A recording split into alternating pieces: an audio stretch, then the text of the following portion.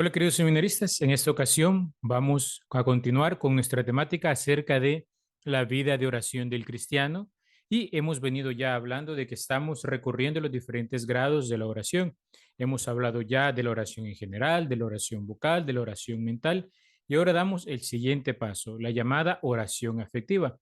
Recordemos, estamos siempre dentro de lo que se llama la fase predominantemente ascética de la vida espiritual y justamente esta oración afectiva es como el preámbulo, la transición, digamos, de alguna manera, hacia la etapa predominantemente mística, que se caracteriza, decíamos ya, por una acción mayor del Espíritu Santo en la vida del cristiano y particularmente porque la oración da un salto desde el uso de la mente, de los afectos, a la contemplación infusa entendida en el sentido sanjuanista, es decir, de San Juan de la Cruz, acerca de este tema.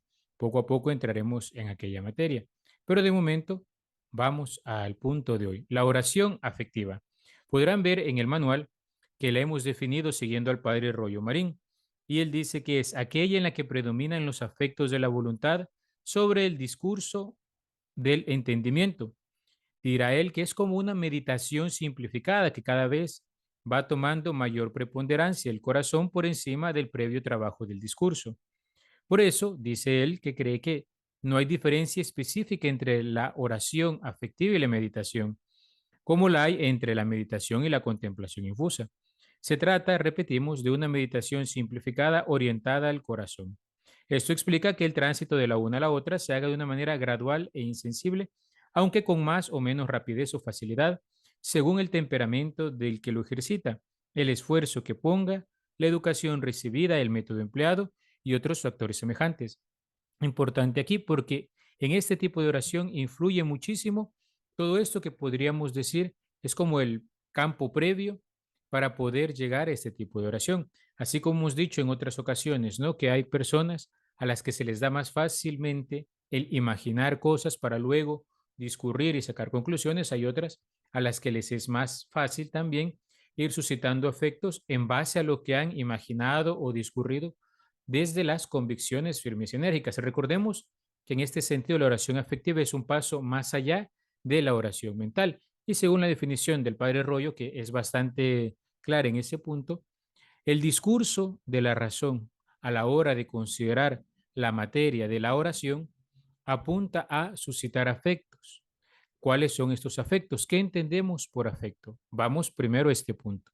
Cuando hablamos de afecto no hablamos simplemente de la emoción sensible, sino que estamos hablando realmente, podríamos decir con el padre Augusto Tanqueray, que es otro de los clásicos de espiritualidad con su compendio de ascética y mística, estamos hablando de diversos actos de la voluntad por los cuales expresamos a Dios nuestro amor y el deseo de su gloria, o incluso actos de la voluntad con los cuales manifestamos la confusión quizás ante el pecado que hemos cometido o ante la situación de desvío del camino del Señor o ante nuestra falta de generosidad. El afecto es un acto de la voluntad en este punto, por lo cual nosotros vamos manifestando este mundo interior. Y es importante aquí también recalcar esto otro que decía el padre Rollo Marín, citando al padre Crisógono. Hay espíritus que por su natural entrañable y afectuoso llegan pronto a prescindir casi completamente del discurso, porque una ligera reflexión excita suficientemente los afectos, es decir, basta una pequeña consideración para que prorrumpan en actos de amor a Dios o en actos quizás de consuelo espiritual hacia el Señor, ¿verdad? Como usualmente se da en la devoción del Sagrado Corazón, que intenta reparar hacia Jesús. Se duele por los pecados cometidos y busca amarle por aquellos que no le aman.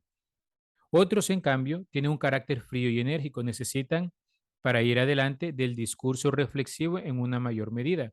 No serán muchos los afectos que pueden vivir estos. Con frecuencia, cada afecto exige un nuevo discurso. Sin embargo, el hombre es un ser, sabemos nosotros, emocional, es un ser también afectivo y también todo ser humano, nadie es excluido de esta dimensión, puede generar afectos hacia una persona, hacia una cosa incluso, que si son rectamente ordenados pueden ayudarle a la consecución de su fin último, que es la bienaventuranza eterna. pero si son desordenados, se pierden. Y en este punto, los afectos buenos, aquellos afectos de amor, aquellos afectos de esperanza, aquellos afectos que pueden venir en actos de fe, son importantes para nuestra relación con Dios. Hay también otro tipo de cosas que influyen, por ejemplo, el método. Por ejemplo, el método ignaciano, que hemos hablado la vez anterior, es un poco más discursivo.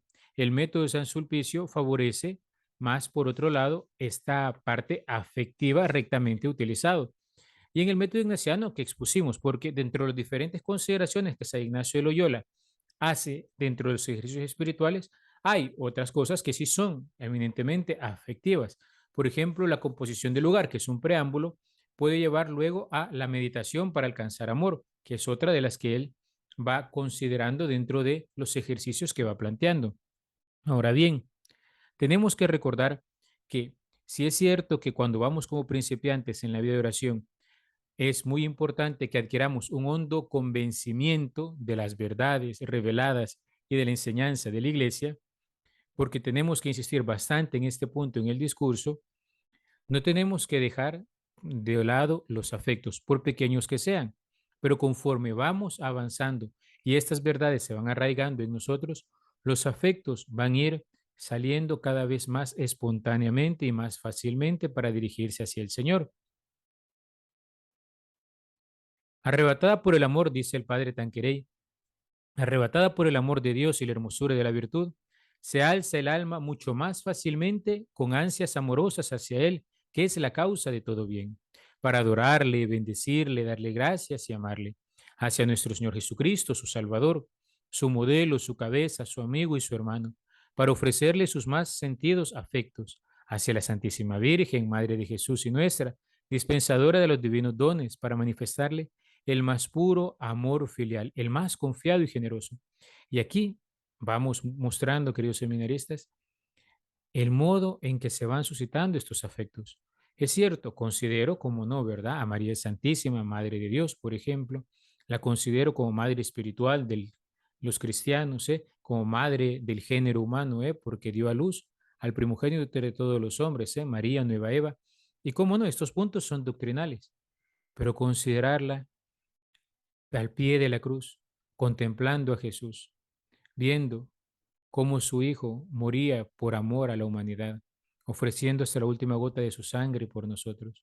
Y al verla a ella firme ahí, consolando a su Hijo cuando todos la abandonaron, ella presente, suscita en mí admiración, suscita en mí un deseo de emulación, aunque nadie te siga, yo te seguiré, así como María, estando al pie de la cruz, quizás en medio del dolor, del sufrimiento, pero firme, porque hay una esperanza de gloria, una esperanza de resurrección. Y ahí contemplar el gesto más grande de amor que tuvo Dios por el hombre al dar a su Hijo único, para que al morir en la cruz le rescatara del pecado y de la muerte. Y qué hermoso considerar que justamente en el momento del mayor amor, el Hijo de Dios nos ha legado a su Madre como Madre nuestra, Madre espiritual de todo cristiano. Y en estas consideraciones, estos son los actos de amor que vamos suscitando hacia la Madre de Dios, hacia el mismo Jesucristo, hacia el Padre Eterno que pensó esto en su designio de salvación. Y nos vamos uniendo cada vez más a Él, nos vamos enamorando más de Él. A esto le vamos llamando oración afectiva. Hay otros afectos que brotarán espontáneamente del corazón, decíamos ya, ¿no? Sentimientos de vergüenza, de confusión y humildad al contemplar la propia miseria. Recordemos, ¿no? Cuando vemos al pasado es para contemplar la misericordia de Dios, sí. Porque cuando contemplo mi miseria digo, ¿cómo pude fallar a un Dios tan bueno? Podemos también experimentar ardientes deseos de enmienda. Ya no quiero hacer esto, quiero salir adelante de esta situación. Necesito la gracia de Dios para ir de aquí en adelante. He de confesarme, he de participar de la Santa Eucaristía más seguido, he de profundizar en mi vida de oración y al ser las súplicas confiadas que son necesarias para esta gracia, ¿no? Señor, tú lo sabes todo, tú sabes que te amo. Señor, yo creo, pero ayuda tú mi poca fe. Señor, que vea afectos de celo por la gloria de Dios que le moverán a rogar por el bien de la iglesia y de las almas. Dicen que Santo Domingo de Guzmán en las noches se escuchaba en el coro que decía, ¿Qué harán los pecadores? ¿Qué harán los pecadores? Porque buscaba la evangelización de los pueblos. Y esta era su oración al Padre Celestial. Este era el motivo de su oración, el considerar la salvación de las almas. Hay quien se preguntará entonces, ¿cuándo se debe dar el tránsito de la oración de meditación a la oración afectiva? Decía el padre Rollo que hay que evitar dos escollos, demasiado pronto o demasiado tarde. En la práctica puede evitarse fácilmente esto si se tiene cuidado de ir simplificando la meditación de una manera lenta, insensible, sin esfuerzo ni violencia alguna. Y aquí la palabra clave es simplificación. Ya no se trata del mucho discurrir, sino del mucho amar, del mucho suscitar afectos que nos muevan a unirnos cada vez más a Dios y a confundirnos ante nuestra miseria y el pecado. No se empeñe el alma en provocar violentamente afectos hacia lo que no se siente mente impulsada ni con fuerzas para ello. Decía en alguna conferencia, recuerdo, cuando él predicaba a algunas religiosas, oración afectiva o mucha oración no es apretar puños, ¿eh? No es estar suspirando a cada rato, no es estar vertiendo quizás numerosos sollozos, no, no, no necesariamente, no es esto. La oración afectiva es el amor por el Señor, estos gestos y actos de amor. Cuando llegan, hay que entregarse a ellos dócilmente si se siente el atractivo de la gracia, sin preocuparse poco ni mucho de recorrer los puntos o momentos de la acostumbrada oración discursiva. Cuando en la oración vas meditando y considerando alguna verdad de fe, vas experimentando algún afecto hacia el Señor, algo que te ha llamado la atención, ves incluso en tu corazón, ¿no? Que surgen ciertas emociones, dirígela todo al Señor, concéntrate en aquello y prorrumpe en actos de amor hacia Él, en actos de confianza, en actos quizás de bondad, ¿no? En actos de bendición para alabarle y ser agradecido. Ser agradecido siempre es una gran clave de lectura de la vida cristiana. Aquel hombre que sabe reconocer todo como un don de Dios. De este modo, con suavidad y sin esfuerzo, evitando toda violencia, será el tránsito de la meditación a la oración afectiva, que acabará por reducir a su mínima expresión, cuando no a suprimirlo del todo, el previo trabajo del entendimiento discursivo. Eso sí, lo que nunca puede darse es una oración pura y exclusivamente afectiva, sin ningún conocimiento previo. ¿Por qué? No puedo amar si no ha habido conocimiento previo. Decimos popularmente, ¿no? Nadie ama lo que no conoce. Y es que la voluntad, donde reside el amor, es potencia ciega y solo puede lanzarse a amar el bien que el entendimiento le presenta. Pero acostumbrando el entendimiento por las meditaciones anteriores a encontrar fácilmente ese bien, se le presentará cada vez con mayor prontitud a la voluntad, proporcionándole la materia de la oración afectiva. En este sentido tenemos que recordar siempre, no se llega de un salto a este tipo de oración. Hay un periodo de transición en el que andan mezclados en mayor o menor proporción las consideraciones y los afectos. Otro periodo en el que aún hace el alma consideraciones más en forma de coloquios, de diálogos, como de la siguiente manera, dice el padre Tanqueray. Dadme gracia, Dios mío, para entender la necesidad de tal virtud. Oh Señor, ayúdame a comprender esta materia. Señor, ayúdame a discernir tu voluntad. Esos son los coloquios, los diálogos con el Señor. Señor, ayúdame a descubrir qué es lo bueno por hacer aquí y ahora. Señor, dame la prudencia que necesito, dame la sabiduría que necesito, como la famosa oración de Salomón. Discurre el alma algunos minutos y después sigue. Gracias, Dios mío, por las luces que me has concedido. Grabe en lo más hondo de mi alma estos pensamientos, porque han de servir para mover más eficazmente mi voluntad. Y uno ir considerando estas cosas. Ir, sí, repaso mentalmente, reflexiono, como no, discurro, pero me voy convenciendo de estas cosas. Hoy, por ejemplo, hoy estoy grabando esto el lunes de 24 de octubre. La primera lectura es de Efesios 5. Y ahí se va manifestando cómo vive el cristiano.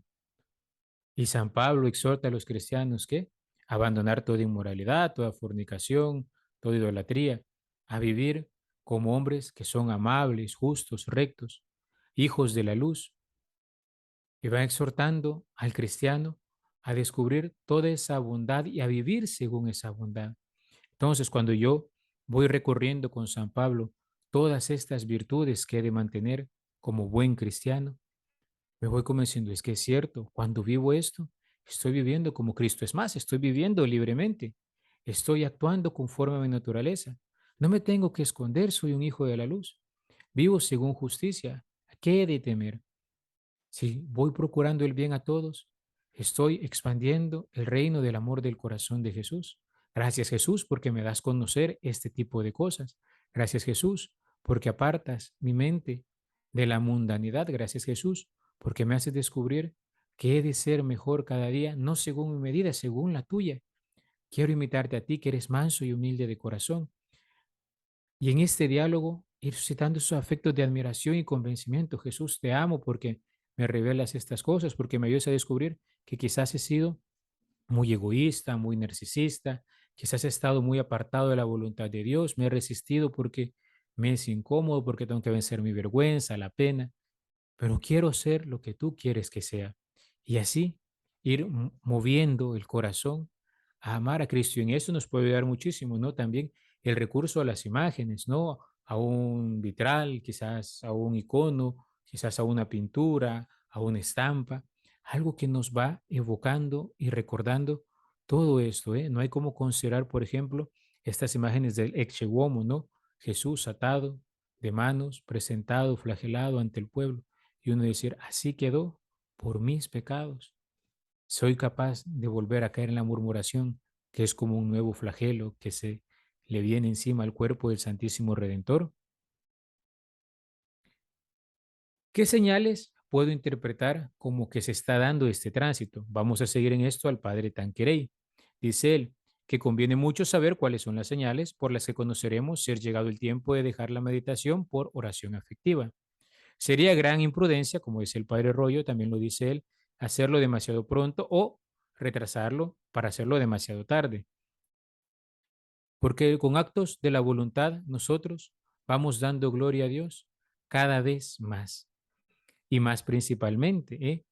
Y por esto, porque nos dirigimos con toda nuestra mente a través de la meditación y con todo nuestro corazón a través de los afectos. Y alcanzamos así muchas virtudes. Las señales son, uno, cuando a pesar de bien quererlo hacer, siente el alma gran trabajo en andar con discursos o saca muy poco provecho de ellos y por otra parte, se siente movida a los afectos. Dos, cuando tiene ya tan arraigadas las verdades dentro de sí que echa de ver ya desde el comienzo de la oración estar convencida de ellas. Tres, cuando el corazón desasido del pecado se va más fácil a Dios nuestro Señor. Y en este sentido, veamos una cosa. Recordemos que aquí se va dando la transición entre la tercera y la cuarta morada.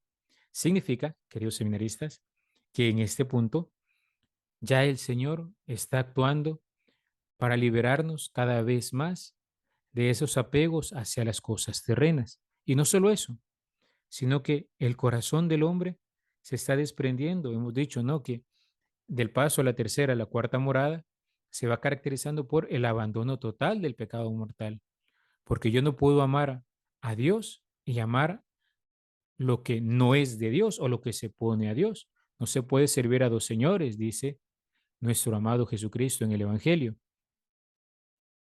¿Qué medios podemos utilizar para fomentar los afectos? Dice el padre Tanqueray, quien se ejercitara en la virtud de la caridad multiplicará y alargará los piadosos afectos. Brotan estos en verdad del corazón del cual se haya adueñado el amor de Dios. Este es el que nos hace admirar las divinas perfecciones, iluminando por la fe, nos pone delante de los ojos la hermosura, la bondad y la misericordia infinita de Dios. Y nace entonces espontáneamente un sentimiento de reverencia y de admiración que trae consigo la gratitud, la alabanza y la complacencia. Cuanto mayor sea el amor del alma a Dios, más se alargarán estos afectos. Lo mismo acontece con el amor a nuestro Señor Jesucristo. Cuando recordamos lo mucho que hizo por nosotros, lo que por nosotros ha padecido y el amor que aún ahora nos manifiesta en la Eucaristía, llénase fácilmente el alma de afectos de admiración, de adoración, de gratitud, de compasión y de amor, y se siente movida fuertemente a alabar y a bendecir al que tanto nos ama. Para que crezca el amor divino en sus almas, se aconseja a los que van avanzando en la vida de adoración Meditar con frecuencia en las grandes verdades que nos traen a la memoria lo que Dios ya ha hecho y sigue haciendo por nosotros. Y un punto importante aquí, queridos seminaristas, el corazón agradecido es el corazón más libre para amar. Considerar las bendiciones de Dios en nuestra historia nos mueve al amor. Por eso es importante cultivar lo que ya habíamos mencionado en algún momento a lo largo del curso, que el Papa Francisco ha llamado la memoria deuteronómica. ¿Qué es esto de memoria deuteronómica? Es hacer como los israelitas. Cuando ellos miraban la tribulación, el problema, la dificultad del camino del desierto, recordaban las maravillas que Dios había hecho por ellos, los grandes gestos, los grandes prodigios, las plagas en Egipto, el pasar el mar en rojo, el maná, etcétera. Así nosotros también hemos de meditar y recordar estas grandes bendiciones que Él nos ha dado a lo largo de la historia. Quizás aquel retiro de inicio que hice cuando empecé mi cercanía cada vez más profunda a la parroquia, quizás aquel momento en el que en una tarde de adoración y alabanza me sentí por primera vez movido a decir que sí al Señor, a la vocación sacerdotal, quizás aquel momento en el que, pasando por una dificultad muy dura económica a nivel familiar, descubrí cómo la providencia de Dios siempre se hizo cargo. Meditar las bendiciones del Señor. Y así podríamos añadir a todo esto, que en lo que les he dicho es un poquito más a nivel subjetivo, cosas más subjetivas. Por ejemplo, la morada de las tres divinas personas en nuestra alma. Se recuerdan, ¿no? Aquellas primeras clases, la inhabitación trinitaria en el alma del justo y su acción paternal sobre nosotros. Qué hermoso saber que están las tres personas en nuestro interior. Nuestra incorporación a Cristo y cómo interviene en nuestra vida cristiana, su vida, sus misterios, especialmente su dolorosa pasión, su amor vivo en la Eucaristía. Y en este punto, qué admirable sería meditar el Santo Rosario, elevando afectos hacia aquellos misterios que contemplamos. También podríamos ver, ¿no?, la obra de la Santísima Virgen María, de los ángeles y de los santos en la vida cristiana. En esto vamos a hallar un medio muy a propósito para procurar gran cantidad de afectos, dirigiéndose a veces a la Virgen, otras veces a los santos ángeles, otros a los santos, sobre todo aquellos que nos inspiran mayor devoción. También podemos considerar diferentes oraciones vocales, repasándolas lentamente, ¿no? El Padre Nuestro, el Ave María, los himnos de la liturgia de las horas, aquellos famosos himnos eucarísticos, ¿no? El Adoro te devote, el Panchilingua, Jesús Dulcis Memoria, todos estos clásicos de vida espiritual que a veces cantamos, repetimos, pero que no lo consideramos suficientemente. Ir rumiando aquella palabra. Todo está lleno de afecto, de gratitud, de conformidad con la voluntad de Dios. Las virtudes principales, por ejemplo, la religión para con Dios, la obediencia con los superiores, quizás considerar la luz de los santos, ¿no? Por ejemplo, San Pío Pietrelcina, la humildad del cura de Ars, la fortaleza y la templanza de los mártires, y sobre todas las demás virtudes, las teologales, ¿eh? Fe, esperanza y caridad. Por ejemplo, hoy el 3 de noviembre se celebra San Martín de Porres, este religioso dominico, un fraile lego, gran maestro de caridad hacia el hermano, hacia las criaturas, ¿eh? Hacia también las personas que pasaban una gran necesidad y eran descartados de la sociedad, los indios, los negros de aquella época, y también el gran amor que vivía por Dios. Y nosotros también tenemos que recordar no solo esto, sino también la importancia de meditar sobre la penitencia, la mortificación, la abnegación, el pecado, las postrimerías. Pero estas meditaciones se van considerando a la luz de Cristo Jesús, el perfecto modelo de penitencia y mortificación, ¿eh? Cargó con la cruz, llevó corona de espinas, le golpearon con la caña, fue crucificado, ayunó por 40 días en el desierto. ¿Y cómo vivo yo la penitencia? Él que no tenía pecado hizo penitencia para expiar por mis pecados, y yo, que tantas veces he caído en el pecado, ¿seré que no haré penitencia? Recordemos, ¿no? El sacerdote es sacerdote y víctima. Y en esto, así como en la valoración de la transición a la oración afectiva, nosotros ciertamente tenemos que consultar siempre a nuestro Padre Espiritual. Si se medita sobre la muerte, el cielo o el infierno, tenemos que hacerlo para deshacernos, es decir, para soltarnos más y más de todo lo creado. Recordemos la nostalgia del cielo me compromete más a vivir coherentemente mi estar en esta tierra. Y así, uniéndome a Jesús, buscaré una buena muerte y el lugar escogido en él, en el cielo junto a él. ¿Qué ventajas tiene esta oración? La principal es una unión más íntima y habitual con Dios, multiplicando los afectos que produce en nosotros. Vamos a ver un acrecentamiento de amor por Él. Y de esta manera, dice el padre Tanqueray, los afectos son a la vez efecto y causa, porque nacen del amor de Dios, pero también le perfeccionan, porque crecen con las virtudes y la repetición de sus actos. Con estas agrandan el conocimiento que tenemos de las divinas perfecciones. Ya decía San Buenaventura, la mejor manera de conocer a Dios es gustar la dulcedumbre de su amor. Este modo de conocimiento es mucho más excelente, noble y deleitoso que buscarle por la vía del discurso. Luego, también tenemos que ir haciendo crecer en la caridad nuestro corazón. La oración afectiva perfecciona, por ende, todas las virtudes que de ella nacen. Primero, la conformidad con la voluntad de Dios. El que ama, siéntese feliz con hacer la voluntad del amado. Segundo, el deseo de la gloria de Dios y de la salvación de las almas. El amante no puede menos que alabar al amado y desear que los demás le alaben. También iremos considerando cada vez más el amor del silencio y del recogimiento interior. Desea el alma estar a solas con el amado para poder pensar en él y decirle su amor. El deseo de la comunión frecuente. Quisiera el alma poseer lo más perfectamente posible al amado y tiéndese por dichosa cuando le recibe dentro de su corazón y permanece junto con él durante todo el día. Pensemos, queridos seminaristas, ¿cómo hacemos nuestras acciones de gracias después de comulgar? ¿Cómo vivimos esa acción de gracias al final de la Santa Misa? ¿Qué hay de las diferentes ocasiones en las que puedo hacer una comunión espiritual en el día? ¿Qué hay de mi participación en la Santa Eucaristía en los días de vacación? Y se aumenta el espíritu de sacrificio, porque sabe que no puede unirse con el divino crucificado y por medio de este con Dios, sino en cuanto renuncie así a su propia voluntad y a sus gustos, para llevar su cruz sin desmayar y recibir de buen grado todas las pruebas que le enviarle de una providencia. Quiero colaborar en tu salvación. También haya, también en ella haya el alma una consolación espiritual. Verdaderamente no hay alegría más pura ni más dulce que la que se experimenta junto a un amigo. El famoso himno Jesus Dulcis Memoriam que dice, no hay nada más dulce que esto, ¿eh? Son ese tipo de cosas las que van moviendo a los grandes santos, por ejemplo, a las grandes obras de caridad y misericordia.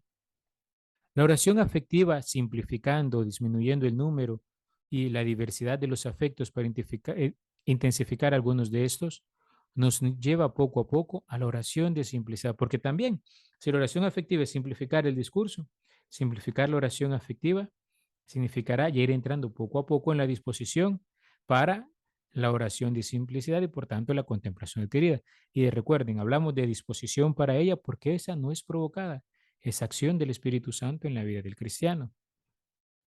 Ahora bien, Padre Tanqueray también dirá que hay que evitar, digamos, aquello de obligarse excesivamente. Ya decíamos con el Padre Rollo, ¿no? No es cuestión de cerrar puños, pero también tenemos que tener en cuenta que hay un defecto que puede sucederse en el corazón una vez se empieza a vivir esta oración afectiva, y es el defecto de la soberbia y presunción. Porque siente el alma buenos y nobles afectos y santos deseos y forma lindos propósitos de adelantar en la perfección, porque tiene fervor sensible y hay momentos en que no hace aprecio de los bienes y vanidades del mundo. Tiene por mucho más perfecta de lo que en realidad es y pregúntase a veces si no habrá llegado ya a las cumbres de la perfección y la contemplación.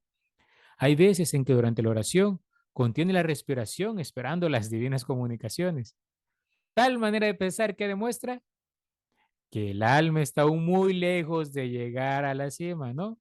Porque uno se puede volver como el fariseo de aquella parábola del publicano y el fariseo que escuchábamos el domingo pasado. Gracias te doy porque no soy como este. No, hombre, los santos, los fervorosos, desconfían siempre de sí mismos. Se tienen por los peores de todos y creen de muy buen grado ser los demás mejores que ellos. Es menester, pues, que volver al ejercicio de la humildad, oración y humildad siempre van de la mano, santos seminaristas. Hemos de desconfiar de nosotros mismos, teniendo muy presente lo que más adelante se va a hablar de la virtud en el libro de Tanqueray que estoy citando. Nosotros ya lo hemos visto anteriormente. Pueden repasarlo cuando hablamos sobre la virtud de la templanza. También hay almas, queridos seminaristas, y este es otro escollo que hay que evitar, que ponen toda su devoción en buscar consuelos espirituales, es decir, emociones bonitas, y descuidan sus obligaciones y el ejercicio de las virtudes ordinarias. Y este es un gran engaño, porque recuerden, la prueba del 9 de la vida espiritual, ¿cuál es? La santidad de vida en el ejercicio de la virtud. Obras quiere el Señor, decía Santa Teresa a sus monjas. Hay quienes se tienen por perfectos por tener suave oración. Una gran ilusión, dice el Tanqueray, porque no puede haber perfección sin conformidad con la divina voluntad. No puedo decir que estoy en altas vías de oración si estoy de rebelde, si soy impuntual, si me he vuelto un narcisista, si siempre quiero hacer mi voluntad, si siempre quiero salirme con la mía, si toda la vida estoy cuestionando y actuando a regañadientes, si no me esfuerzo en cumplir bien con mis tareas, si no pongo atención en las clases o no hago mis deberes, si me muevo solamente por la mezquindad de andar buscando un puntito extra y no por aprender cada vez más para la salvación de las almas. Es necesario, la práctica de las virtudes, la modestia, la mansedumbre, la condescendencia, la amabilidad, así también como las otras virtudes grandes, ¿no? Estas son de las que a veces le llaman virtudes pequeñas, pero ¿qué hay de la fe, la esperanza, la caridad, de la justicia?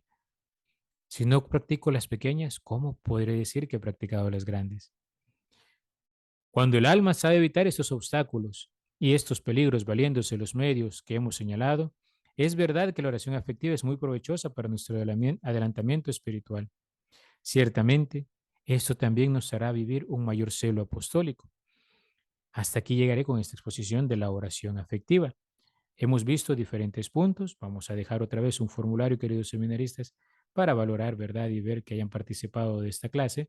Y para la siguiente hora clase, lo que tendrán que hacer es eh, repasar y ir viendo y practicando, ¿verdad?